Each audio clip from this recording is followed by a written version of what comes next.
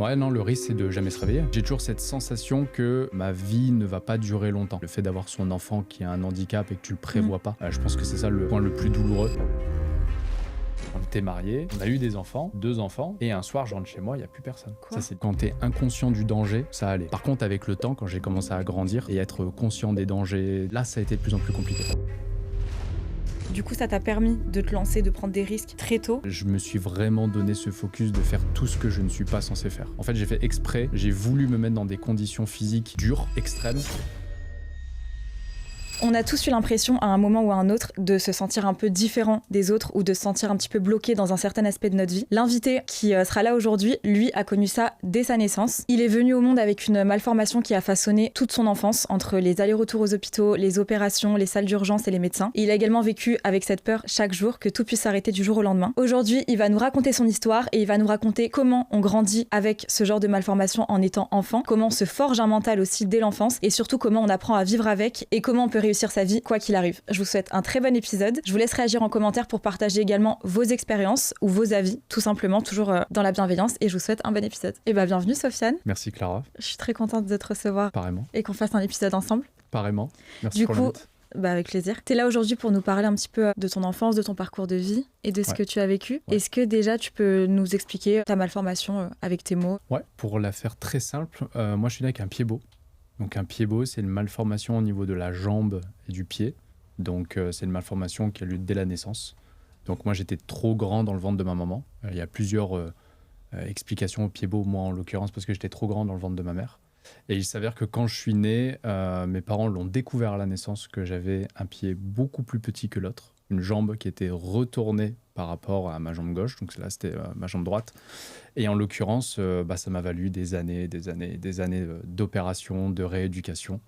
Donc voilà dans les grandes lignes ce que c'est un pied beau. Quand tu étais petit, à quel moment tu t'es rendu compte que par rapport aux autres enfants, tu avais ce souci ? J'irai à partir de l'école. Dès lors où en primaire, tu es vraiment conscient un petit peu, ou quand tu te crées des relations, quand tu t'attends l'heure de la récré, etc. C'est vraiment à ce moment-là où je l'ai ressenti. Puisque durant quasiment toute la primaire et un petit peu de début collège, mais ça a principalement été la primaire, j'ai pas forcément pu faire des activités sportives. J'étais soit en chaise roulante, soit j'étais avec des béquilles. Donc là, je l'ai vraiment ressenti quand c'est la rentrée des classes. T'es en chaise roulante, t'es la personne un peu populaire de l'école parce que tout le monde est autour de toi. T'es la seule personne en chaise roulante. Et quand la cour de récré, elle sonne et toi, tu restes dans la salle de classe parce qu'il n'y a pas d'ascenseur. Là, tu réalises qu'il y a un problème quelque part. Ok, donc tu pouvais pas du tout marcher dès l'instant où tu es né ? Non. Pendant combien de temps ? Pendant au moins les 6 premières années. Ok, d'accord. Au moins, ouais. Alors, j'étais à 4 pattes. Il y avait des moments où je pouvais marcher, mais après, c'était entre 2 opérations. Il fallait savoir que quasiment chaque année, j'avais une opération. Donc, dès le moment où j'étais remis sur pied, sans faire de jeu de mots, en fait, je repartais sur une deuxième opération. Donc, j'avais des prothèses, j'avais une sorte de skateboard au niveau de mes pieds qui était collé en fait, à mes pieds pour les maintenir vraiment droits. Okay. Donc, pendant les 6 premières années, j'ai pas de souvenirs particuliers, c'est plutôt des photos, des vidéos que je vois. Mais j'étais pas vraiment, je pouvais pas marcher, courir, etc. Et c'est à partir de la primaire où là, c'était des longues périodes. Donc, c'était sur 6 mois dans l'année, par exemple, j'étais en chaise roulante et en béquille. Et dès qu'après, je pouvais commencer à marcher, être rééduqué, hop, ça partait sur une autre opération. Donc, entre 2 opérations, tu avais un court laps de temps où tu pouvais marcher ? Ouais, c'est ça. C'était en général, j'avais dans mes souvenirs, c'était 3-4 mois. J'avais 3-4 mois où j'étais bien. Il fallait aller doucement. Je ne pouvais pas forcément faire de sport, hein, mais je pouvais marcher, je pouvais... si je commençais à courir, c'était un peu risqué, tout était fragile, le temps vraiment que les os se ressoudent. Donc il y a eu des opérations bien spécifiques, il y en avait c'était pour les tendons, certains que c'était pour les os, certains c'était pour un replacement. Et il fallait attendre que tout soit soudé, tout soit solide avant de rebasculer vers une nouvelle opération. Donc c'était pas plus de 3-4 mois en général. Okay. Ouais. Comment on se construit en tant qu'enfant à l'école justement avec nos amis, etc. quand on voit qu'on est différent des autres ? Est-ce qu'on te le faisait ressentir ? Est-ce que pas forcément, et toi tu le ressentais, c'était quoi le plus difficile à gérer à cette période ? Tu le ressens un peu par... tu sais que les enfants sont méchants. Selon les âges, oui, ils sont... En primaire, c'était un peu le cas. Étant donné que j'étais le seul en chaise roulante, t'es un peu considéré comme la personne différente. Donc certains vont être bienveillants, d'autres qui vont être un petit peu dans la rigolade ou dans la déconnade. Donc moi, je suis pas quelqu'un qui l'a mal vécu en soi parce que j'arrive à relativiser. Ma famille, elle était quand même pour... pour beaucoup là-dedans. Et quand j'étais en primaire, il y avait ma grande sœur qui était dans la même école que moi, ce qui faisait qu'elle faisait un peu la rôle de chef et elle essayait de contrôler un petit peu ce qui se passe. Mais tu grandis en fait avec un handicap certes physique, mais aussi un handicap dans les relations que tu as avec tes potes, où en fait mes relations, elles étaient dans la salle de classe, où il fallait être bon élève. Hein. Et ensuite, quand tu pouvais vraiment créer des relations amicales avec tes amis, ça se passe en cours de récré. Et j'avais pas ce temps, on va dire, pour moi, d'être en cours de récré avec des amis, etc. Donc pendant cette longue période, tu es relativement seul. Ouais. Alors, en tout cas, moi, je me suis senti quand même vachement seul. Ouais. C'était jusqu'à tes 6 ans? Ça a été jusqu'à mes... réellement jusqu'à mes 8-9 ans, de manière vraiment intense. Après, ça a été un peu plus léger, parce que c'était moins des grosses opérations. C'était des opérations un peu plus esthétiques, ou pour me sentir mieux dans le temps. Mais la période la plus difficile, ça a été primaire, ouais, pendant toute ma scolarité de primaire. Ouais. Ta famille, ils le vivaient comment? Est-ce qu'ils t'expliquaient réellement ce qui se passait? Est-ce qu'ils te donnaient quand même espoir en te disant que ça allait s'arranger? Comment ils géraient la situation? Ouais, j'ai une famille assez optimiste. Mes parents étaient toujours optimistes. À chaque fois, ils me disaient, non, mais c'est totalement normal, il n'y a aucun problème. Il y en a, ils ont pire, etc. Donc, j'ai toujours été conditionné dans le côté optimiste. Maintenant, ouais, mes parents ont donné quand même beaucoup d'efforts pour que moi, je ne le ressente pas personnellement. Ils faisaient en sorte à ce que je me sente dans les meilleures conditions possibles, parce que je pense que ça a plus impacté mes parents que moi au départ. Le fait d'avoir son enfant qui a un handicap et que tu le prévois pas, je pense que c'est ça le point le plus douloureux. Donc, ouais, ils ont été d'une grande aide.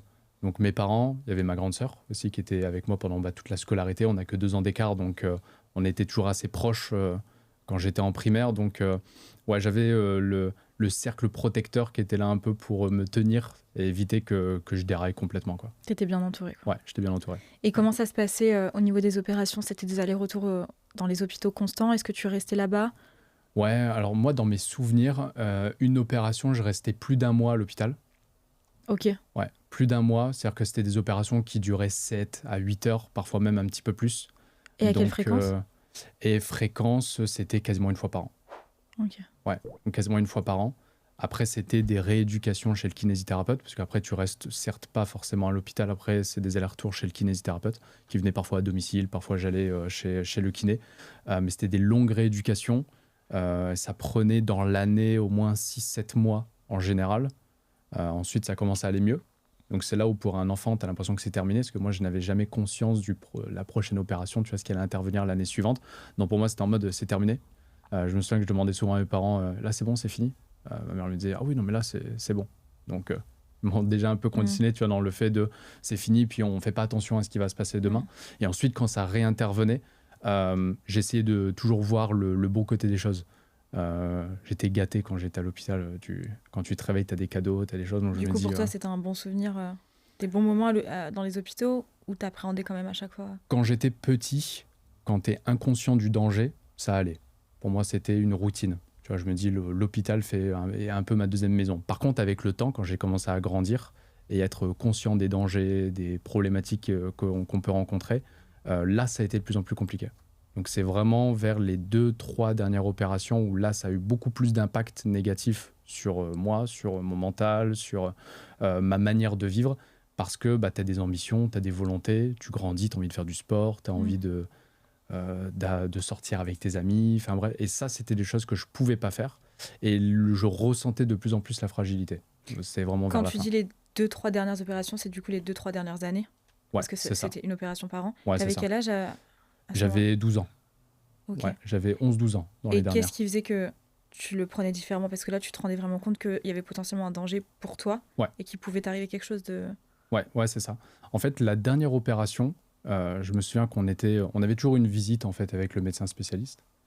Et vers la fin, je me rappelle qu'il y avait un climat qui était un peu anxiogène à ce moment-là. Il y avait un risque parce que chaque année, j'avais une opération, donc j'avais des anesthésies qui étaient assez poussées. Et en l'occurrence, celle-ci, je voyais un peu l'inquiétude sur le visage de mes parents.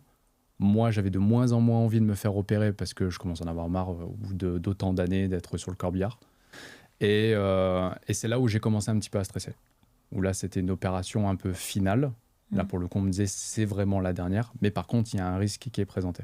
Donc, quand tu as 11-12 ans, tu le mesures, le risque.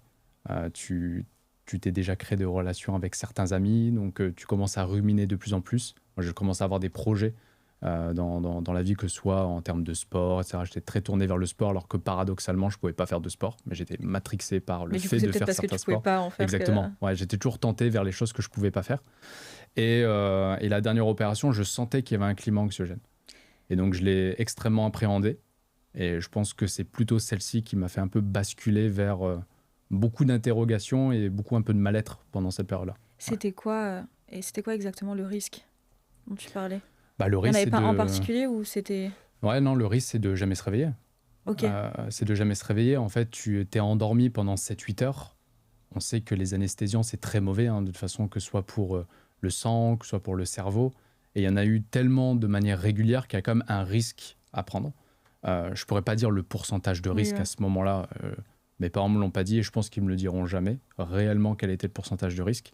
Mais il était présent. Pour le coup, il était vraiment présent. Mais à ce moment-là, moi, je voyais vraiment comme l'opportunité d'être réellement rétabli. Je me dis, il y a un risque à prendre. Encore une fois, c'est dans la tête d'un garçon de 12 ans. Tu vois, où tu te dis, bon, allez, c'est la dernière et allons-y. Mais c'est vraiment celle-ci, moi, qui m'a marqué parce que j'étais conscient pour le coup de tout et pas avec un esprit naïf d'un enfant de 8 ans, 9 ans qui, quand il se réveille, regarde les dessins animés et tout est OK, tu vois. Cette partie, justement, sur ta vie à l'hôpital, est-ce qu'il y a un moment qui t'a particulièrement marqué parce que quand on passe son enfance dans les hôpitaux, ça doit être une enfance assez particulière. Ouais. Est-ce qu'il y a des moments qui t'ont particulièrement marqué pendant cette période? Ouais, en fait, je dirais que toute mon expérience, je la base sur la dernière opération. En fait, j'ai très peu de souvenirs sur les premières. C'était vraiment la dernière où j'ai l'impression qu'il s'est passé beaucoup, beaucoup de choses.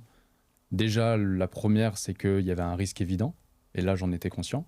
Donc, je me souviens de chaque étape. Je me souviens de l'étape où le médecin, il te met sur le lit, t'es avec ta blouse. T'es pas à l'aise parce que t'es tout nu sous ta blouse. Tu vois, tu commences à être de plus en plus pudique. C'est des choses qui commencent à te gêner. Je me souviens qu'il m'accompagnait dans l'ascenseur avec ma mère. Ma mère, à un moment donné, elle est obligée de me quitter pour aller au bloc. Première fois que j'ai pleuré.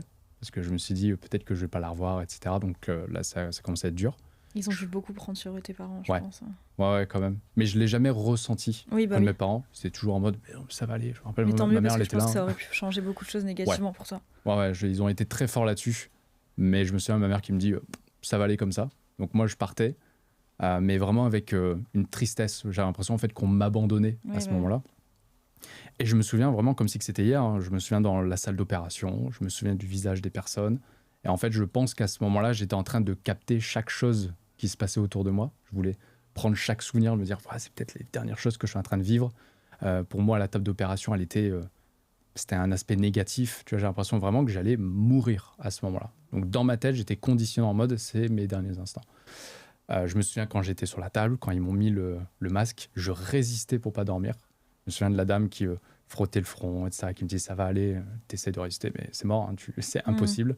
Je suis parti au pays des merveilles et à mon réveil, en fait, j'avais cette sensation où j'étais mort. C'est-à-dire qu'en fait, tu te réveilles, t'es pas complètement réveillé, t'es encore un peu sous anesthésie.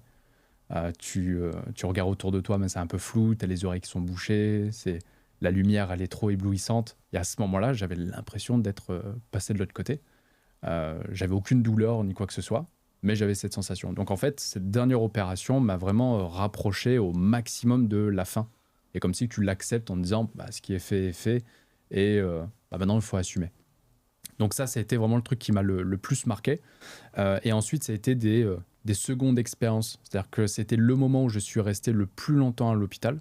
Parce que là, pour le coup, c'était une dernière grosse opération. Donc, la rééducation prenait beaucoup plus de temps.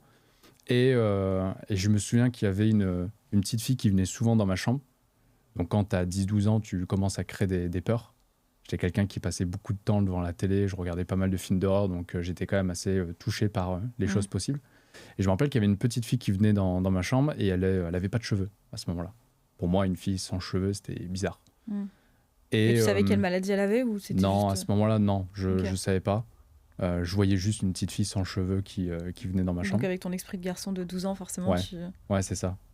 Donc, et elle venait dans ta chambre pour te voir, du coup En fait, elle était dans la chambre d'à côté. D'accord. Donc, elle venait quasiment tous les jours me rendre visite. Elle me parlait pas. Et moi, je la parlais pas. Je me souviens que quand elle rentrait dans la chambre, je la regardais de côté en mode je suis pas bien, tu vois. J'ai pas envie qu'elle rentre dans ma chambre. Et elle venait, elle me déposait toujours un bonbon. Elle me regardait un petit peu, etc. Elle faisait un tour, elle regardait à la fenêtre et après elle repartait. Et tous les jours, elle venait et j'appréhendais ce moment où elle venait dans ma chambre parce qu'elle venait vraiment à l'improviste. Elle ne toquait pas à la porte. Ouais, j'avais peur d'elle parce qu'elle avait un visage un peu particulier. Elle avait vraiment un visage d'une fille malade, tu vois. Et donc, du coup, j'avais un petit peu cette appréhension avec ces petites filles. Et un jour, en fait, je l'attendais.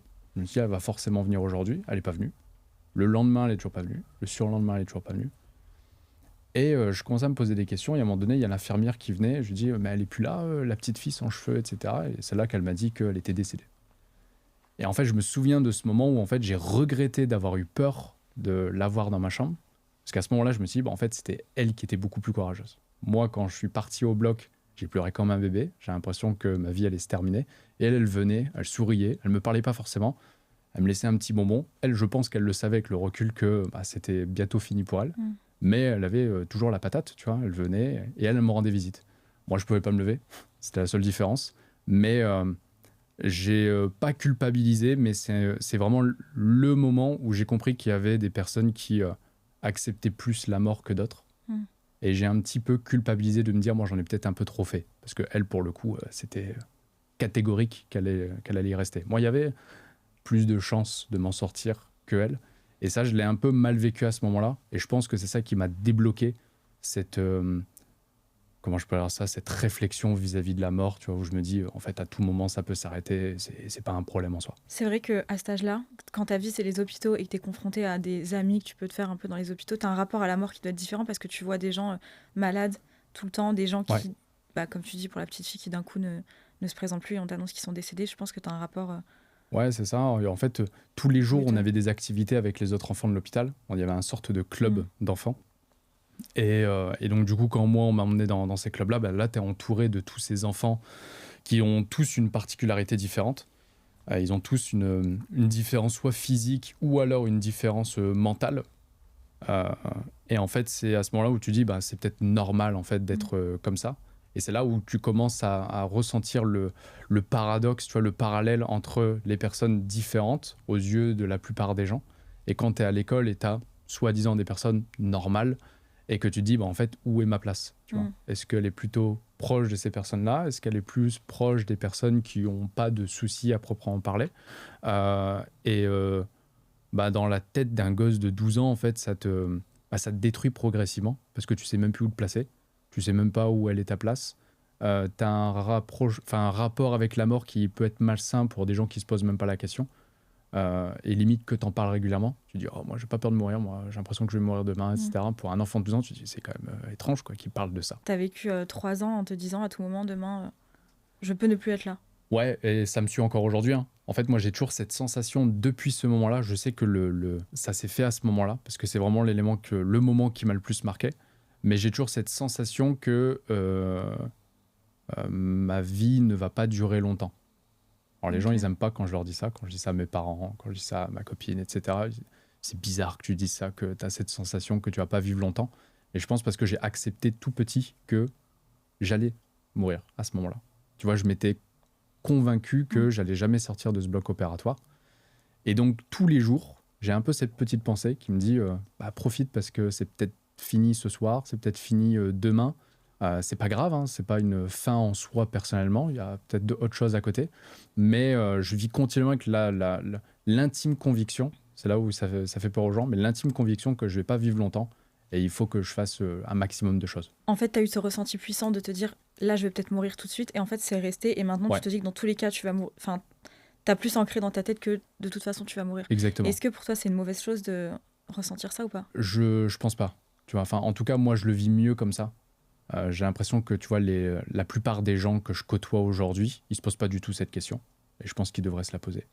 Je suis d'accord, parce que en fait c'est à double tranchant. Quand tu te dis que tu vas mourir, soit vraiment tu es très pessimiste et que tu te dis de toute façon ma vie elle sert à rien puisque je vais finir par mourir. Exactement. Ou alors, moi je suis un peu plus dans cet état d'esprit de me dire un jour tu vas mourir et bizarrement et paradoxalement ça me motive en fait de me dire du coup bouge-toi, tu vas pour faire quelque chose parce qu'un jour tu seras plus là. Ça dépend comment tu le vois, si tu es pessimiste ou pas de nature. Ouais, en fait... Alors de base, je suis pas quelqu'un de pessimiste, et ça c'était grâce à mes parents, parce qu'ils m'ont toujours aidé à voir le bon côté des choses et être optimiste. Mais par contre, en fait, ça m'évite de perdre des gens en humilité. Et ça me sert aujourd'hui dans ce que je fais dans la vie, etc. De dire, voilà, reste quelqu'un de humble. Et ça te permet aussi de prendre des risques. En fait, tu minimises les risques. Le fait de dire, voilà, si je veux tenter une activité, si je veux tenter un business, si je veux tenter une relation avec quelqu'un, bref, peu importe, tu te dis, à tout moment, ça peut s'arrêter. Et qu'est-ce qu'il y a de pire que finir sa vie? Pas grand-chose, tu vois. Donc, ça me fait gagner en humilité. Et surtout, ça donne envie de faire beaucoup plus de choses, tu vois, dans un temps imparti. Du coup, cette fameuse dernière opération, j'imagine qu'elle s'est bien passée. Je suis là, donc ça s'est bien passé. Et depuis, tu n'as plus eu d'opération terminée? Non, je pouvais en avoir d'autres, mais c'était plutôt un aspect esthétique. Mais je les ai tous refusés parce que je voulais pas revivre ce moment de l'opération.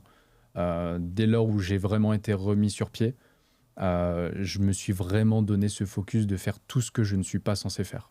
Et donc je voulais pas être encore bloqué dans cette direction, en me disant voilà, il faut que je repasse sur 1 an, opération, rééducation, peut-être là réellement y passer, devoir retourner chez le kiné, enfin voilà, c'était des choses que je voulais pas revivre. Et donc du coup, à ce moment-là, le médecin m'avait dit bon, l'essentiel a été fait, esthétiquement parlant, bon, on peut faire mieux, mais si ça te convient, t'es pas obligé de refaire d'autres opérations. Parce que du coup, tu peux marcher normalement, chose que tu pouvais pas faire avant, sans te faire réopérer à chaque fois. Exactement. Avant, c'était beaucoup plus compliqué, mais je pense que j'ai guéri en fait par le mal. En fait, j'ai fait exprès, j'ai voulu me mettre dans des conditions physiques dures, extrêmes, parce que pour moi, c'était le meilleur moyen d'améliorer, on va dire, mon physique. Quand j'étais à l'hôpital, moi, j'avais mon grand-père qui venait souvent me voir. Mon grand-père qui est encore vivant aujourd'hui, et lui il a fait beaucoup d'alpinisme et il a fait des exploits qui sont passés dans le journal, à la télé, donc en fait pour moi c'était mon héros, tu vois. Il me disait quand je suis en montagne, je fais tel sommet, je suis avec mes chiens esquimaux, enfin bref, il me racontait un peu son histoire, et moi je lui posais souvent la question, mais moi aussi j'ai envie de le faire. Il osait pas me dire ça va être compliqué, et il me disait mais ouais, tout est possible. Il nourrissait l'espoir. Voilà, il me laissait l'espoir, et en fait le truc, c'est que tout ce qu'il me disait, les retours positifs qu'il me faisait à mon égard, je les ai pris comme une mission. Je me suis dit, mais le jour où je vais pouvoir remettre des baskets et pas devoir prendre des béquilles, mais je vais tabasser les montagnes, je vais essayer de courir, je vais essayer de faire du foot, etc. Et ça, c'est quelque chose qu'on te disait que tu pouvais jamais faire. C'était pas possible. Quand moi, j'allais voir le médecin pour le contrôle, on faisait des contrôles régulièrement, et il me disait, bon, voilà, comment toi tu vois les choses? J'ai envie de faire du football. Il me dit, du football. T'as pas autre chose? Natation. Donc j'ai fait beaucoup de natation. Mes parents m'ont mis à la natation. Mais j'avais vraiment cette envie de faire des choses que de base je ne pouvais pas faire. Je voulais me confronter à ça parce que j'avais plus envie d'avoir cette sensation d'être différent et d'être bloqué sur quelque chose que j'ai pas choisi d'avoir. Donc j'avais choisi de prendre le risque de me dire en fait ça va pas être très grave en soi si je me casse quelque chose, ça sera juste une autre opération, mais là celle-ci elle sera obligatoire pour le coup. Donc j'ai vraiment forcé pour pouvoir faire ce que je voulais, et en fait c'est grâce à ça où je me suis rétabli plus vite peut-être que d'autres personnes qui ont un pied beau et qui se contentent de se dire j'ai une fragilité donc je vais me calmer. Moi j'ai choisi plutôt l'inverse, je vais pousser au maximum, et jusqu'à aujourd'hui ça m'a plus apporté de bienfaits que de problèmes. Du coup, tu as fait de l'alpinisme. Et ça s'est bien passé? Super bien passé. J'allais même plus vite que certains guides, que certaines personnes qui sont en bonne condition physique. Et en fait, c'est dans ces moments-là que j'ai compris que le mental était beaucoup plus important que le physique. J'ai grandi dans un domaine où tu es entouré de négativité, de personnes malades, de personnes qui ne sont pas dans de bonnes conditions, des personnes qui doutent de l'avenir, etc. Enfin bref, ils se posent beaucoup de questions. Moi, à ce moment-là, je me suis dit, ça va être dans la tête. Si je me pose ces questions-là, je vais me freiner. Et déjà que j'ai un frein naturel, je ne vais pas en plus me mettre des barrières psychologiques. Donc, je me suis toujours conditionné dans une mentalité de faire les choses et ensuite d'assumer ce qui arrive. Et quand j'ai fait de l'alpinisme, le dernier en date, c'était avec mon père. On était parti en Afrique du Nord. On a été faire le Mont Toubkal, qui est le plus haut sommet d'Afrique du Nord. Il fait 4167 mètres. Je n'avais jamais fait d'alpinisme avant. Et mon grand-père a fait ce sommet. Tu t'es dit, on commence par le pire. Allez, partons là-dessus. Moi, mon grand-père, il avait fait ce sommet-là. Et je me suis dit, si je peux faire celui-ci direct, déjà, je vais rentrer, je vais lui dire, papy, j'ai fait le Toubkal, alors que toi, tu l'as tenté, etc. Moi, j'ai un problème et je l'ai fait en 2 temps. Donc, je m'étais vraiment mis cet objectif. Et je suis parti avec mon père. Lui, il m'a posé aucune restriction à ça. Il m'a dit let's go, on va le faire et on verra ce que ça donne. Et on l'a fait en 2 jours, l'aller-retour. Je me suis donné à fond. Vers la fin, c'était compliqué, mais je me suis dit mais c'est hors de question que j'échoue. C'est impossible. Donc j'ai forcé, j'ai eu énormément de douleur, mais en redescendant, je me dis voilà, je l'ai fait. Et j'ai un autre rapport avec la douleur, un autre rapport avec l'échec. Et en fait, c'est que du plus. Et chaque chose que je fais en contradiction avec ce que je ne peux pas faire, en fait, ça m'amène beaucoup plus de résultats et ça me permet d'avancer plus vite. Incroyable. Et t'avais quel âge quand tu as fait de l'alpinisme ? Première expérience, j'avais 16 ans. Ah oui. Ouais, j'avais 16 ans. Donc il n'y a pas eu beaucoup d'écart entre les deux. Tu nous as fait une inox tag. J'aimerais bien. À 16 ans. Haut, mais oui, mais déjà, avec ce que tu avais, c'est hyper courageux, je trouve. Ouais. Mais c'est fou de se dire que tu as démarré en étant enfant avec un handicap par rapport aux autres enfants. Et je me dis, qu'est-ce qui fait qu'un enfant par rapport à un autre, il ait cette mentalité, cette arme de se dire, moi, je vais faire ça, moi, je vais y arriver, plutôt que ceux qui, comme tu dis, se morfondent un peu sur ça. Mais je pense que l'entourage a énormément joué et je pense que tes parents aussi ont énormément joué sur ton mental aujourd'hui. Ouais, ils ont été vraiment responsables de ça. Moi, mes parents m'ont jamais fait ressentir que j'avais une différence. Pour le coup, on n'en parlait jamais. Et quand moi, je leur parlais, quand je disais « je peux pas faire ça, je peux pas faire ça », ils me disaient « mais si, tu peux le faire ». Il n'y a aucun problème. Donc, eux, ils m'ont mis déjà dans un état d'esprit positif. Mon grand-père, je t'en parle pas parce que lui, il est vachement détaché là en mode « mais si, allez, prends-le, mets-le, allez, cours, fais ce que tu veux ». Un peu la vieille école, donc lui, il m'a beaucoup aidé. Et après, c'est bête, mais quand t'es à l'hôpital, ta seule distraction, c'est la télé. Donc je regardais des films et des films et des films. Il y avait le bouquet Canal+. Oh là là, le bouquet. Donc je regardais des films à longueur de journée. Et quand t'as 12 ans, tu vois, t'es rêveur. Il y a des moments où tu t'inventes une vie. Quand je regardais Spider-Man, je me prenais pour Spider-Man. Quand je regardais des films de super-héros, j'étais en mode... je commence à sentir des sensations. Donc j'étais très porté dans l'imaginaire parce que c'était la seule chose que j'avais. Et quand je regardais des films avec des personnes qui se dépassaient, etc., je me dis mais c'est ça que je veux faire. Donc en fait, c'est ce moment où j'étais dans mon lit d'hôpital, livré un peu à moi-même, à mon imagination et à mes propres occupations. En fait, petit à petit, sans m'en rendre compte, j'ai mis dans ma tête des croyances comme quoi tout était possible. Et dès que je suis sorti d'hôpital, c'était... limite quelqu'un qui sort de prison en mode ça y est, nouvelle vie. Le truc de montagne, ça peut paraître insignifiant pour la plupart des gens, mais moi, c'était le goal ultime. C'est-à-dire monter à 4000 mètres. Quand je regardais les bouquins d'alpinisme qui disaient c'est considéré comme de la haute montagne, l'oxygène redescend, j'étais en mode waouh, faut que j'aille là-dedans. Donc quand je l'ai fait, c'était un check. Et après, je regarde plus ce que j'ai fait avant. Puis ça a une saveur différente aussi quand on dit tu peux pas le faire et tu dis tu vas. Et tu le fais, ouais. Plutôt que si on t'avait dit tu pourras le faire. Exactement. Ça aurait été différent. Mais en fait, tout ce que j'ai fait, j'ai tendance à les oublier un peu. En fait, j'y repense pas quotidiennement. Je m'en souviens quand là, on en discute. Tu vois, je vais ressasser un petit peu les choses passées. Parce qu'après, tu passes vite à l'objectif d'après. Je passe vite à l'objectif d'après. Parfois, on fait un truc, je vis le moment présent et le lendemain, c'est fait quoi. C'est pas, il faut vivre un autre truc.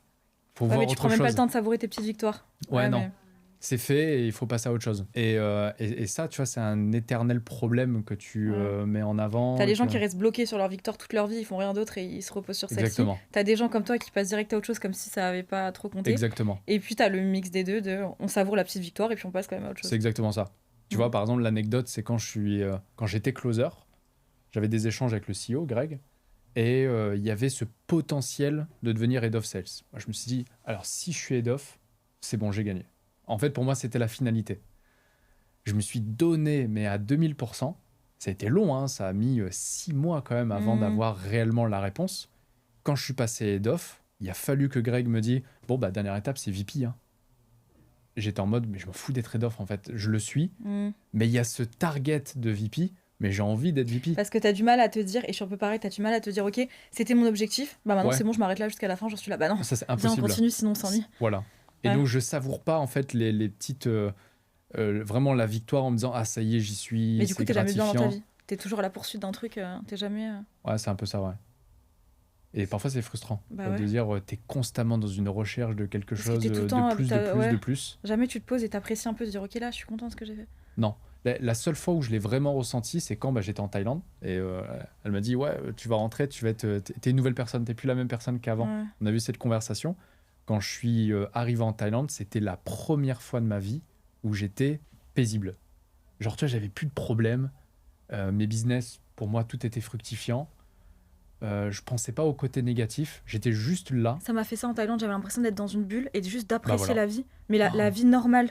simple. Ouais. Elle était simple, tu prends ton petit Juste de scooter. marcher dehors, d'aller à la plage, voir un coucher de soleil, je pleurais et tout. Voilà, exactement. Et là, j'ai eu beaucoup ça, c'est le trop truc de la d'émotions Thaïlande, sur place, tu vois. Mais du coup, au final, ça te pousse à te dépasser tout le temps, d'accord, mais au final, t'as toujours l'impression de devoir en faire plus. Ouais, parce que alors j'ai pu approuver à mes parents ou quoi que ce soit, parce que ils ont Oui, c'est compris, avec tu toi-même vois. plus. Voilà. Mes parents, quand je leur dis ça, ils me disent ouais, mais toi, en l'espace de 3 ans, t'es passé de RSA à vice-président Mind Yourself. Ouais, C'est un truc de malade, tu vois. Eux, ils savaient qu'avant, je parlais souvent de Yomi. Je disais, mais tu verras. Quand je regardais YouTube à côté de mon père, je disais, tu vois, je vais bosser avec lui. J'étais vraiment à fond là-dessus. Et donc maintenant, ouais, c'est juste moi, quand je me lève le matin, quand je commence à taffer, je dis, putain, je suis pas encore dans la situation que je veux. Et quand on me dit, mais qu'est-ce que tu veux? Bah, j'en sais rien. Je sais pas ce que je veux. Plus. Ça, c'est le gros problème des entrepreneurs aussi. Ouais. Et c'est pas forcément plus d'argent. Non, oui, c'est plus le statut. Mais c'est un épanouissement, tu vois, Le ultime. fait d'atteindre ses objectifs. Ouais. Aujourd'hui, dans ta vie d'adulte, est-ce que tu as des choses, par exemple, que tu dois mettre en place? Est-ce que tu vis totalement normalement, entre guillemets? Je suis un peu quelqu'un qui a oublié et a abandonné tout ce qu'il fallait faire, tu vois, pour entretenir mon problème. En fait, je me mets dans la tête que j'ai pas de problème. Tu vois. Le seul moment où je me rends compte que j'ai un problème, c'est quand je vais acheter des nouvelles paires de chaussures, où là, il y a une différence. Tu te dis, ah ouais, ok, 44 et 40, putain, fais chier. Il y a une différence. Tu dois acheter 2 paires à chaque fois. Ça m'arrivait une fois d'acheter 2 paires, mais ça revient cher quand tu pars sur certaines baskets. Donc, c'est à ce moment-là où je me rends compte. Et vraiment, quand je fais des activités hyper intenses, où je sens des douleurs au niveau de la jambe, voilà, c'est le seul moment qui me rappelle un petit peu ce passé-là. Mais sinon, ça m'affecte en rien. C'est vraiment très niché. Tu vois, par exemple, quand je vais à la musculation et on me demande de faire des squats, c'est impossible. Je peux pas faire un squat. Tu vois, donc c'est des choses très nichées, mais mis à part ça, je le ressens même plus. Pour moi, c'est totalement normal, c'est devenu une habitude. Donc je me suis complètement détaché de ça et je me mets vraiment dans la tête où chaque année, chaque mois, j'essaye d'accomplir quelque chose, tu vois, de nouveau et de plus, même si c'est plus physique, ça va être plus mental, personnel, etc. Mais c'est grâce à ce passé à mon enfance. Ouais. J'allais dire, du coup, c'est quoi le prochain objectif un peu fou là que tu veux faire? Prochain objectif fou. Il y a trop de choses. Là, tu demandes ça à quelqu'un qui dans un futur proche là. Physiquement, j'ai pas forcément. Enfin, si, ça reste toujours porté sur la montagne. Moi, j'ai mon associé avec qui je travaille qui, pareil, il est très porté sur l'alpinisme, etc. Donc et ça, tu penses que l'alpinisme, c'est venu parce que justement, tu pouvais pas à la base marcher et tu as vu ton grand-père le faire, ou tu penses que c'est quelque chose que... Clairement. Ok. C'est le truc qui est très difficile parce que quand tu fais de l'alpinisme, tu portes des sacs lourds, tu marches très longtemps, tu marches sur un dénivelé, donc tout est positionné sur tes genoux, sur tes chevilles. Donc de base, j'ai une fragilité qui peut pas supporter autant de chocs. La descente, je t'en parle pas, c'est encore pire. Tu vois, tu descends avec tes talons. Enfin voilà, il faut une certaine condition physique. Et je pense que j'ai mis 100% mon focus là-dessus, parce que je me suis dit, c'est le truc vraiment qui est le plus rédhibitoire, il faut vraiment que je me pose dessus. Donc j'ai un peu ce rapport, tu vois, avec l'alpinisme, etc., qui m'est très cher.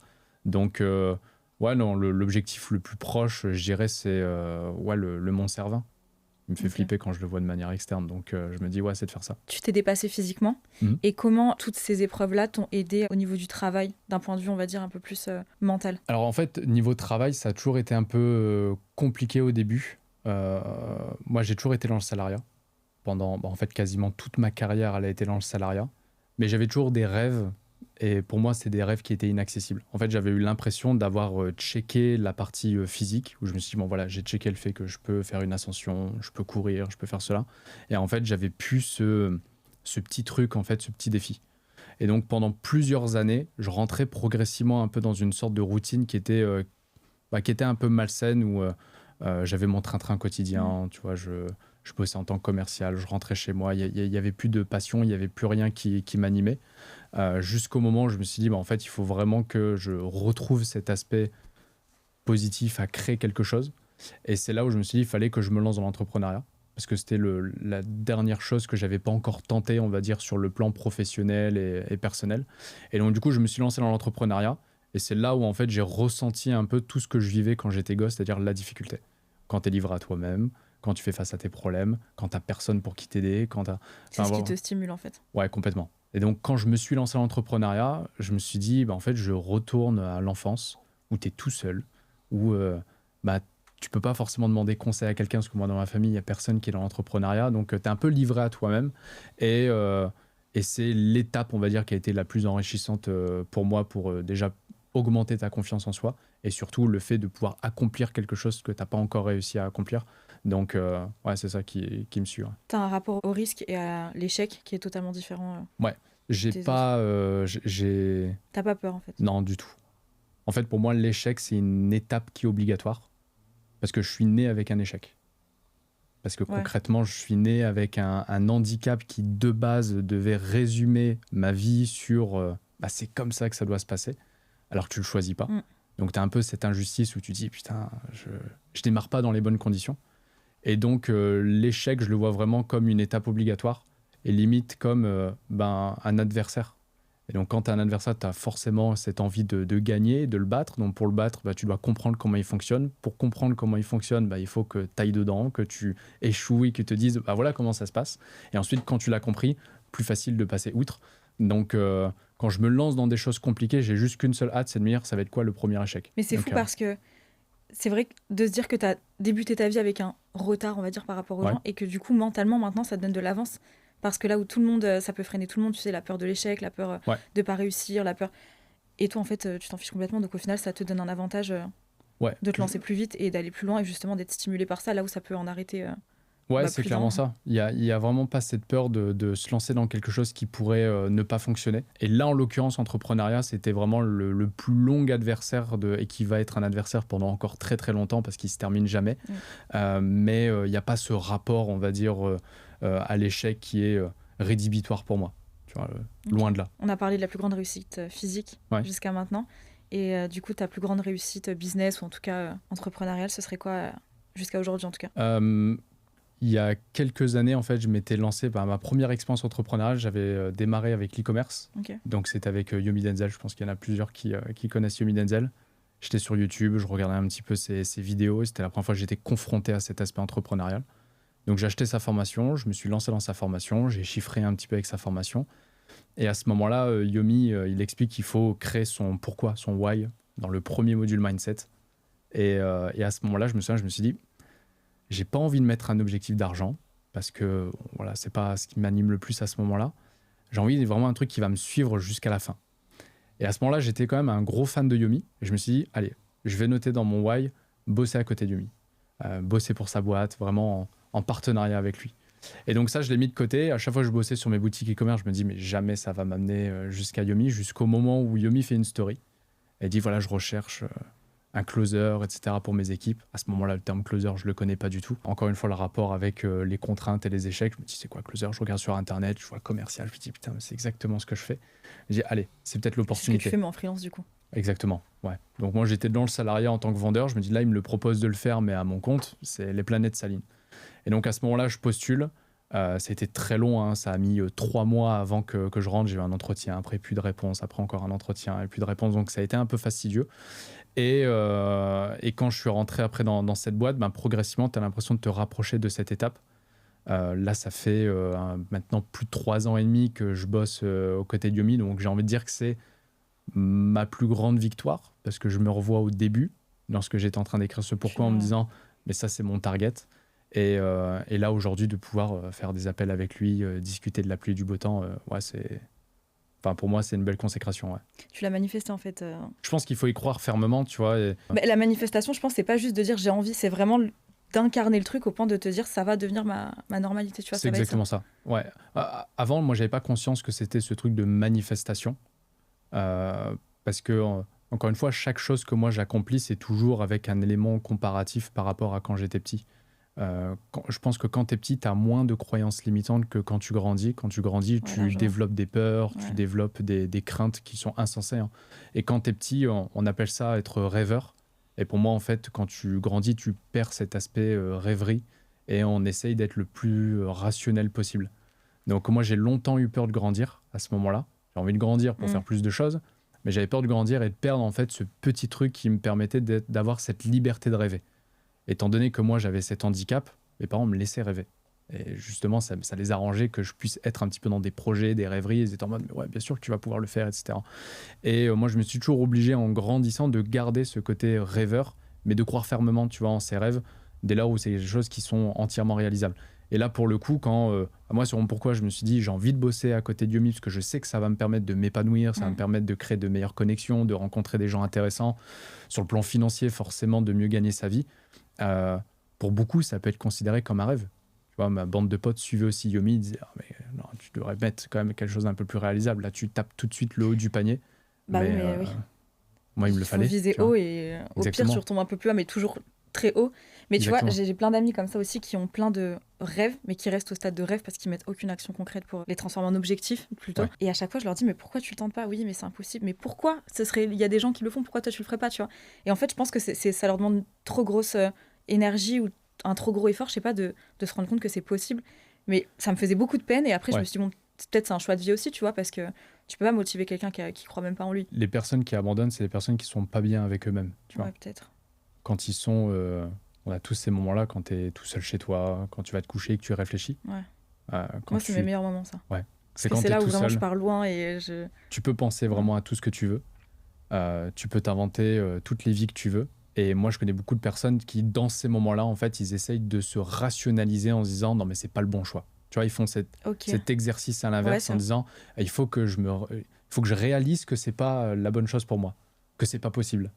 À l'inverse, moi, dans ces moments-là, dans ces moments où je ressens tellement fort la sensation que ça doit être de accomplir la chose que tu t'es fixée, où en fait, quand je me réveille le matin, il n'y a pas un monde où je vais pas repenser dans ma journée ou faire des actions pour amener à ce résultat.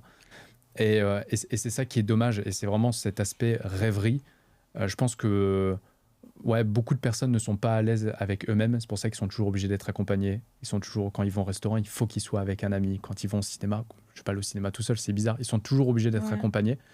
Et je pense qu'il faut apprendre à, je ne vais pas dire à vivre seul, mais être bien avec soi-même. S'accepter soi-même. Et de se dire, non mais de toute façon, il n'y a que toi qui va pouvoir te permettre d'y arriver, ce ne sera pas ton pote, ce ne sera pas ta famille.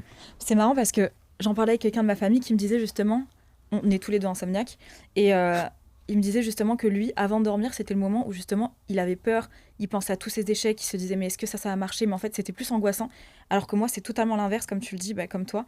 C'est dans ces moments-là que je visualise vraiment j'imagine la vie que je veux, je l'imagine tellement fort, et j'ai appris après coup en lisant un peu des livres de développement personnel que c'était ça la visualisation en fait, c'était vraiment de ressentir les choses comme si c'était réel, et c'est ça qui va te permettre d'attirer à toi. Ouais, complètement. Dommage que la majorité des gens n'arrivent pas à le maîtriser, ou du moins essayer de le faire. Mais encore une fois, c'est une question de perception personnelle. Tu vois, il y a le côté rationnel tue en fait des objectifs que tu peux te fixer. Je me suis convaincu que tout était possible. Et ça m'a jamais quitté. Donc, j'ai toujours gardé un petit peu cet esprit d'enfant dans mes interactions avec les gens. Tu vois, je vais garder un peu ce côté enfantin parce que il en faut, surtout dans le monde à laquelle on vit. Dans mes projets personnels, je mets un côté enfantin parce que c'est pas rationnel de dédier 15 heures, 16 heures de sa journée à un projet qui n'existe pas et que tu essayes de construire. Il faut être un petit peu fou. Et le seul moyen d'être fou, pour moi, c'est d'avoir encore un esprit enfant. Donc, je pense que je suis resté encore bloqué à mes 12 ans. Mais c'est hyper motivant ce que tu dis, parce que du coup, ça t'a permis de te lancer, de prendre des risques très tôt et de pas perdre du temps, même si j'aime pas cette expression. Et tu vois, à titre comparatif, j'ai mis des années à me lancer dans ce que je voulais faire. J'avais eu l'idée à 23 ans, que ce soit le podcast, la chaîne YouTube, dans le business, me lancer à mon compte, plein de choses, parce que j'avais peur de l'échec. Je sais pas pourquoi, mais je pense pas que ce soit une question de fierté, mais j'avais peur de me confronter au fait de me dire t'as essayé et t'as pas réussi. Alors qu'en fait, il y a plein d'autres choses derrière. Tu réussis pas, tu refais, tu recommences mieux, justement, et j'avais cette obsession de me dire, je l'ai su après. Au début, j'étais totalement dans le déni en disant je vais le faire. Et en fait, je me suis rendu compte que c'était la peur de l'échec qui m'avait freinée. Maintenant, c'est plus le cas, parce que j'ai eu un petit déclic en passant 25 ans, en me disant là bouge-toi, tu vois, c'est bon, c'est le moment. Et au final, depuis que j'ai tenté ce que je voulais faire, ça se passe très bien. Et même s'il y a des moments qui coincent un peu, on refait mieux. Et en fait, c'est là où tu te sens le plus vivant. Ouais, bien sûr. Et puis même, on a tendance à surestimer en fait les conséquences d'un échec. Tu vois, on a tendance à se dire mais il va se passer telle chose, telle chose, c'est le regard des gens aussi. Et le regard des gens aussi. Donc, on veut toujours faire des grands projets dans un court laps de temps, mais on ne veut pas faire des grands projets sur toute une vie. Tu vois, il y a une phrase qui dit on surestime ce qu'on fait dans un court terme et on sous-estime ce qu'on peut faire sur toute une vie. Moi, je pense que j'ai pas eu le choix à ce moment-là de miser sur toute une vie. Et moi, toute une vie, c'était potentiellement court. Dans mon esprit, ça va pas durer longtemps. Donc voilà, c'est un bon moyen d'y croire à ce moment-là. Mais quand on est confronté réellement à un échec, on se fait 1000 histoires en mode mais si j'échoue, les gens vont penser ça de moi, ou je vais me retrouver à la rue, ou je vais... Enfin, on peut se faire plein d'histoires. Et finalement, quand ça arrive, on se dit, bah, en fait, ça s'est pas du tout passé comme ça. C'est pas si grave que ça. En fait. C'est pas si grave que ça, ouais. Et c'est pour ça que je pense que, enfin, moi, j'invite vraiment à tout le monde de prendre un risque, d'échouer. Enfin, j'invite vraiment les personnes à échouer et de se sentir réellement perdu à un moment donné, de prendre beaucoup de relativiser à ce moment-là et de se dire, qu'est-ce qui peut m'arriver de pire. Je conseille personne d'aller le plus proche de la mort, hein, c'est pas ça, mais de se dire qu'est-ce qu'il y a de pire. Et allez, tentons, parce qu'en soi, la vie elle est courte, il y a plein de gens qui échouent, il y a des personnes qui sont dans des situations beaucoup plus catastrophiques que nous, tu vois. Et c'est pas grave. Et c'est pas grave, ouais, surtout. Du coup, pour en revenir à toi et ce que tu as vécu, comment ça se passe au niveau de tes relations ? Est-ce que dans tes relations amoureuses, par exemple, ou amicales, est-ce que c'est quelque chose que tu dis directement ? Est-ce que c'est quelque chose que les gens voient ? Est-ce qu'on te pose beaucoup de questions ? Est-ce que, j'imagine que tu l'assumes totalement ? Comment ça se passe à ce niveau-là ? Je l'explique pas dès le début. Ok. Parce que, en fait, j'ai un état d'esprit qui, quand j'aime une personne, amicale ou plus que... voilà, que ce soit pour une amoureuse ou autre, je donne tout ce que j'ai. Tu vois, donc, j'ai tendance, en fait, à faire très, très vite confiance. Dès lors où c'est une personne que j'apprécie, je vais donner tout ce que je peux donner, tu vois, mon temps, etc. Parce que je ne l'ai pas eu en étant jeune. Tu vois, j'avais eu un peu cette jalousie avant de pas forcément avoir un groupe de potes, d'être considéré comme une personne différente. Donc dès qu'il y avait une personne qui m'appréciait, je donnais tout ce que j'avais pour être le mieux perçu possible. Et ça m'a valu quand même pas mal de déceptions. Quand tu donnes beaucoup à des personnes et qui s'en servent à mauvais escient. Ouais, qui s'en servent à mauvais escient, ou alors qui te tournent le dos à des moments où tu en as le plus besoin, tu vois. Enfin bref, donc ça m'a apporté beaucoup de négatifs à ce moment-là. Maintenant, aujourd'hui, j'ai su un peu jauger réellement les intentions des gens. Toute cette partie de ma vie, en fait, a développé une sorte d'hypersensibilité où maintenant, j'arrive à tout de suite déterminer si une personne elle est sincère ou pas.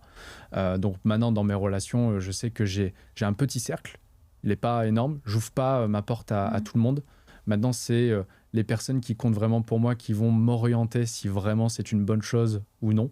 Que ce soit dans mes associations, sur mes boîtes, mes activités. Ça va être ma copine qui va me dire, bah ouais, fais-le avec lui, je le sens bien. Lui, par contre, je le sens pas bien. Et je vais beaucoup me baser vraiment sur des personnes où j'ai entièrement confiance. Parce que je sais que je peux très, très vite me perdre. Tu vois, je me suis pas mal perdu auparavant. Et donc, j'ai besoin d'avoir quelqu'un qui est là un peu pour m'orienter, parce que je vais un peu perdre pied et voilà, y aller à fond et tout donner. Donc, ouais, c'est plutôt ça. J'ai un petit cercle social et c'est plutôt eux qui me dirigent dans la direction la plus propice pour moi, quoi. Dans tes relations amoureuses, par exemple, tu dis que c'est quelque chose que tu dis pas... Bon, tu vas pas forcément le dire directement, mais est-ce que tu en parles de toi-même ou tu attends que la personne s'en rende compte pour en parler et t'en parles assez légèrement ? Ouais, non, j'en parle, pas le premier rendez-vous. J'évite de faire peur en disant j'ai un tout petit pied, à dire waouh, qu'est-ce qui se passe. Mais j'en parle assez rapidement après. J'ai jamais eu j'ai jamais rencontré par exemple une fille qui m'a dit que c'était pas bien, ou qui me l'a fait ressentir, ou du moins que j'ai culpabilisé d'en avoir parlé. C'est jamais arrivé parce que moi-même je l'ai accepté. Donc en fait, le fait que je l'ai accepté et que ça se voit pas au premier abord, moi personne l'a capté sans que je lui dise. Donc naturellement, c'est plutôt un étonnement. Et ensuite, ça en devient un peu une blague. Je blague souvent quand même sur cette malformation. Donc ça m'a pas porté préjudice, on va dire, dans mes relations. Et ça te complexe pas du tout Non, honnêtement, pas du tout. Ça me complexait avant. J'ai fait le choix j'ai choisi que ce soit une normalité et que il y avait pas de problème en soi. Et donc le fait de l'avoir accepté, non, ça a décomplexé même, tu vois, les conversations que j'ai avec proches ou copines, etc. C'est vrai que ça, et je m'en suis rendu compte avec le temps, la manière dont tu présentes une situation, que ce soit n'importe quelle situation, ça a une influence sur la manière dont les gens après l'aperçoivent. Si tu la présentes comme s'il y avait un gros problème à régler, bah, ils vont se dire que c'est quelque chose d'important, tu vois, alors que si tu le présentes de manière totalement légère, ils vont se dire ok. Ouais, bah c'est comme si je te dis, bon, Clara, il faut que je te dise... j'ai un petit handicap. Tu vas me dire, wow, tu vas t'imaginer Enfin, mille j'ai l'impression choses. que c'est important parce que ça a l'air d'être important pour toi et que ça a l'air d'être grave. Tu Ouais, vois. donc tu mets vraiment, tu vois, des grosses pincettes. Mm. Bon, en général, quand je l'aborde, je dis, au fait, tu vois un truc sympa? Et je dis, voilà, touche le bout de ma chaussure. Et ils sentent pas l'orteil, tu vois. Ils disent, bah, il est où ton pied, tu vois. Et là, après, tu Ah, ok. l'introduis. Moi, une fois, quand j'étais au collège, on m'a sorti une blague que j'ai gardée en tête. On m'appelait 3630. C'était le numéro Ouais. du Père Noël. Oui, Sauf que j'avais vraiment mon pied gauche, il faisait 36 en pointure et le droit 30. c'est Donc, drôle. ouais, c'est plutôt marrant. Donc, je m'en sers encore aujourd'hui dans des petites blagues en disant 36-30, numéro du C'est Père quoi, c'est Noël. les enfants à l'école qui t'appelaient comme ça? Ouais, 36-30. Mais c'était pour se moquer ou c'était pour. C'était un peu amical? Je sais pas. Je pense qu'il y en avait quand même certains, c'était pour se moquer, mais encore une fois, c'est à toi de situer où est-ce qu'elle est la moquerie. Moi, je l'ai décomplexé aux yeux des gens. Quand j'allais à la piscine, je disais à tout le monde, regardez mes guibolles, tu vois. Donc, regardez mes gens, je dis, il y a vraiment un problème. Mais comme je le montrais pas comme étant un problème aux yeux des gens, Du coup, on pouvait pas s'en servir contre toi. ils pouvaient pas s'en servir contre Ouais. moi, ouais. Donc, Surtout que si t'as de l'autodérision sur ce que ouais, tu vis, il y a c'est- personne après qui peut. non. C'est une forme de protection aussi que tu peux avoir. je pense que je me suis quand même pas mal caché derrière ça, le fait de le prendre à la rigolade. C'était un peu différent quand tu rentres à la maison Ouais. et tes parents disaient, ça a été aujourd'hui. Ouais, j'ai un copain qui m'a appelé 36-30 aujourd'hui. Tes parents, ils te regardent en mode en toute détente et ça va. Ouais, pour moi, c'est normal. Donc, je pense qu'ils se sont inquiétés à un moment donné que ça dépasse pas certaines limites. Mais voilà, encore une fois, pour moi, c'était pas un problème majeur, Ouais. tu vois. Et c'est quoi, du coup, la plus grande leçon, on va dire, que t'as appris de toute cette épreuve depuis que t'es petit, vraiment? Qu'est-ce que ça t'a appris, principalement?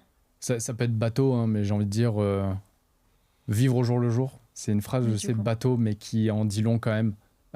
Vivre comme si que demain ça allait s'arrêter ou dans une heure ça allait s'arrêter.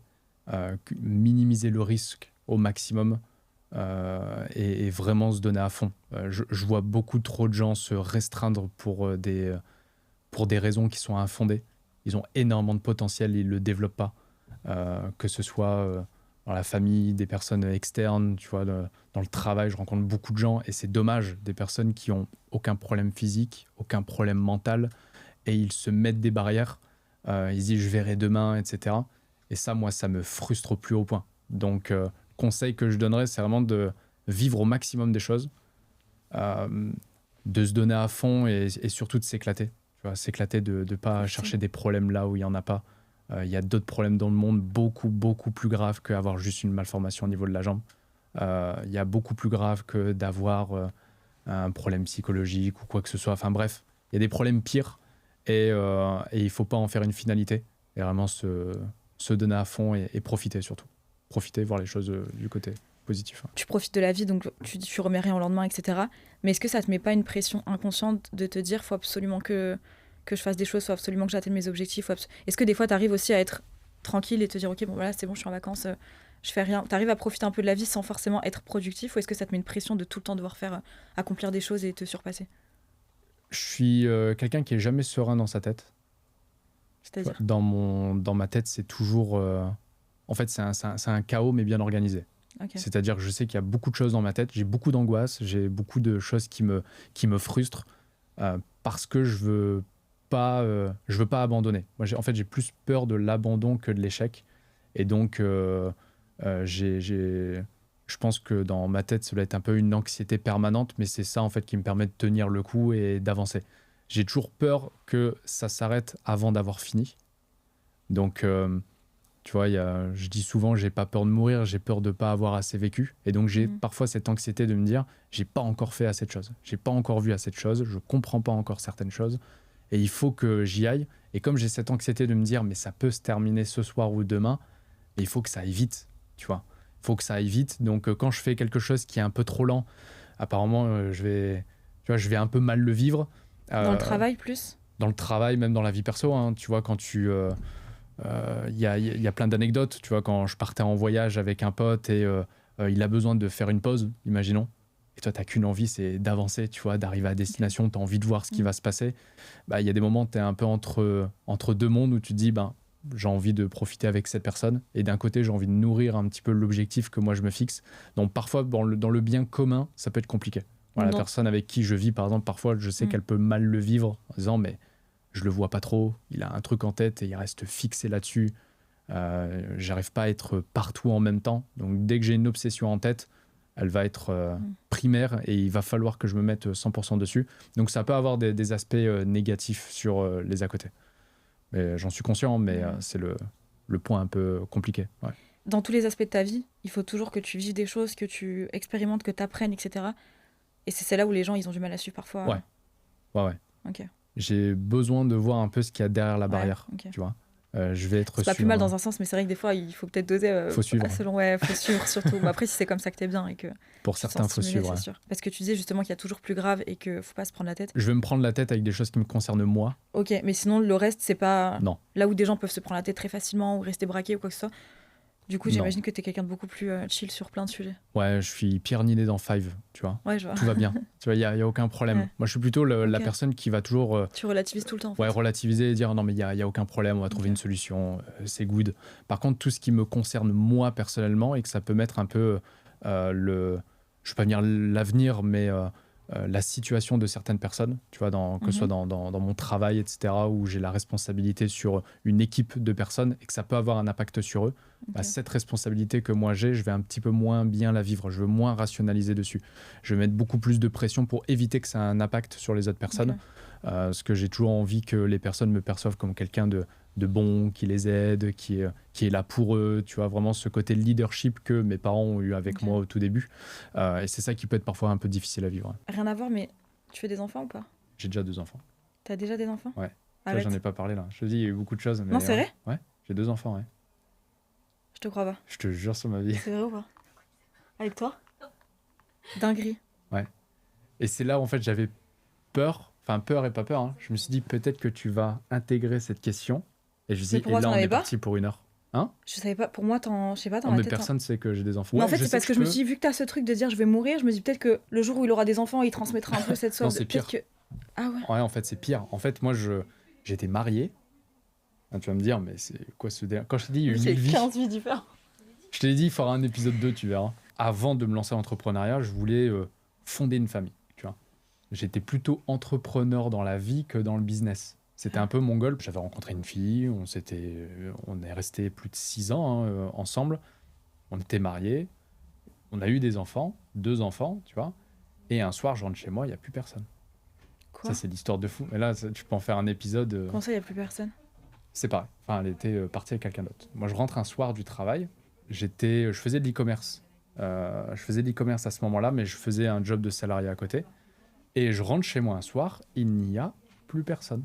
Genre silence radio. Oui. Habituellement, quand je rentre chez moi vers 22, 23 heures, j'entends mon fils m'appeler, tu vois. Il y avait 2 ans à ce moment-là. Et là, il n'y avait pas de... Mais tu l'appelles, elle répond pas ?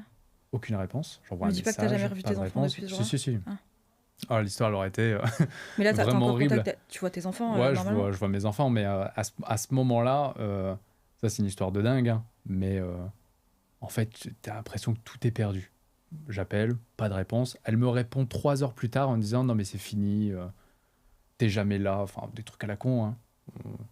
J'étais focus sur nos projets. L'objectif, c'était de vivre de notre business et, tu vois, que je puisse passer plus de temps avec mes enfants. Et en fait, moi, le fait d'avoir des enfants, ça me tuait à la tâche quand je taffais. Je me dis, je le fais plus pour moi, je le fais pour tes gosses, tu vois. Et à ce moment-là, ouais, plus de nouvelles. Pendant 5 jours, on s'était pas revus. J'ai pas forcément de nouvelles. Je me dis, mais mes enfants sont où, etc. Elle me dit juste pas d'inquiétude, je suis chez mes parents, etc. Une grande maison séparée avec plein de chambres, donc elle vivait là-bas, tu vois. Donc j'appelle son père, il me dit, oui, elle est là et tout. Bon, rassuré quand même, tu vois. Mais séparation soudaine, tu vois. Je l'avais pas vu venir. Mais vraiment pas vu venir. Elle t'avait même pas dit des petites phrases un peu... Rien, non. La dernière année, on va dire que j'étais moins présent parce que je bossais énormément. J'étais vraiment focus 100% dessus. On avait convenu un accord là-dessus. J'ai dit, laisse-moi 1 an et j'arrache tout, tu vois. Et ça prenait, hein, sur l'e-com, je faisais plus de 100 000 balles. Ça prenait. Donc je dis, je suis vers la fin. Tu vois, j'ai commencé à déléguer, recruter et tout. Putain, c'est ouf. Et en fait, elle a pas laissé ce temps-là, mais pendant le temps où j'étais pas là, elle parlait avec quelqu'un d'autre. Elle a trouvé réconfort avec quelqu'un qui n'était pas dans cette situation-là. Est-ce que le fait que tu sois très chill et il n'y a pas de problème, il n'y a que des solutions, tu prends vraiment tout à la légère, mais dans le bon sens, tu vois, est-ce que tu arrives quand même à être empathique avec quelqu'un, que ce soit ta copine ou un ami ou peu importe, qui va prendre très à cœur des situations qui pour toi te paraissent vraiment insignifiantes et qui sont pas graves, si tu as en face de toi quelqu'un de très très sensible sur des sujets où toi t'estimes que c'est pas grave, est-ce que tu vas arriver un petit peu à te mettre à sa place, à être empathique, ou est-ce que vraiment ça va te saouler en te disant c'est bon, il y a plus grave dans la vie, arrête de te plaindre? Ah, c'est une excellente question. Je suis quelqu'un de très spontané, donc sur le coup, je vais plutôt mettre une barrière en mode arrête, tu Ça va te saouler. t'en fais trop. Mais je vais vite m'en rendre compte. Et je suis toujours la personne qui va revenir à la charge derrière en disant je vais tout de suite être très vite spontané, mais j'ai une certaine hypersensibilité qui fait que je vais tout de suite capter si la personne l'a mal perçu ou non. Donc je vais constamment revenir à la charge derrière en essayant de recalmer le jeu et de dire j'étais un peu fort, désolé. Tous les jours, je dois présenter des excuses, Ah ouais. que ce soit famille, amis, relations, enfin peu importe les personnes, j'ai tendance à réagir dans la manière dont moi je réagis avec moi-même, et je suis très strict avec moi-même dans ma manière de fonctionner, mais les gens ne perçoivent pas les choses de cette manière-là. Donc je le capte et je reviens derrière. Pour conclure l'épisode, je voulais te demander la question de la fin. Quel conseil tu donnerais à des petits garçons qui sont dans la situation dans laquelle tu étais et qui font des allers-retours aux hôpitaux, qui le vivent potentiellement assez mal? Quel conseil tu pourrais leur donner? Honnêtement, c'est de ne pas s'en faire. Là, je vais essayer de ne pas donner une réponse stricte, mais de prendre les choses avec émotion, mais c'est de ne pas s'en faire. C'est qu'un aspect physique. Il y a des personnes avec des facultés où ils partent avec un désavantage, mais qui font des choses hors normes, tu vois. Donc, si moi, j'ai pu réussir à surpasser alors que ce n'était pas gagné d'avance, ça peut être le cas pour tout le monde. Mais c'est surtout de croire en ses rêves. Encore une fois, c'est des phrases bateau, mais qui sont réelles. Hein. C'est de croire en ses rêves, c'est d'avancer, de ne pas se soucier du regard des autres, de vraiment être porté vers ce qui les anime eux personnellement, et surtout d'être dans un état d'esprit d'avancer. Avancer, se mettre un target, ça peut être des objectifs très minimes, mais de faire en sorte de les réaliser, et surtout, je vais peut-être me mettre à dos beaucoup de personnes, mais de ne pas forcément écouter les conseils médicaux. Les personnes vont dire c'est impossible. Ça, c'est quelque chose qui est inconcevable. Et je suis content aujourd'hui d'avoir dit dans ma tête non, tu te trompes. Et je vais te le prouver. Merci. En tout cas, j'espère que ça aidera les gens qui sont dans ce cas-là et les gens qui ne le sont pas et qui se mettent des barrières mentales exactement. Quand même. Ouais, exactement. Merci beaucoup. Et, merci à toi, Clara. J'espère que l'épisode vous aura plu. En tout cas, c'était super cool.